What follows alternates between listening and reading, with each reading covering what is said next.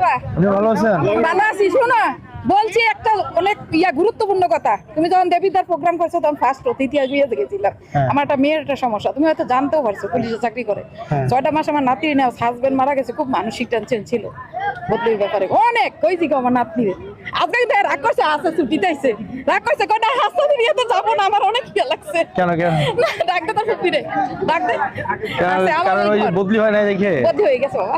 এটাই তো, তার রাগ করছে কেন? রাগ করছে এটা যে ভাইয়ের ইয়াতে তো হইলো না।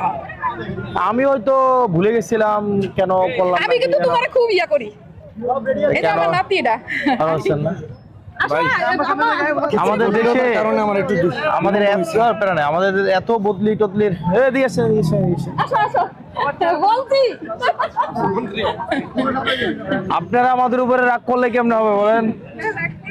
হয়তো ভুলে গেছিলাম, হয়তো কেউ মনে করাই না দেয় না নাই। না বাবা, ভুলে গেলে হবে না, আমাদেরকে তো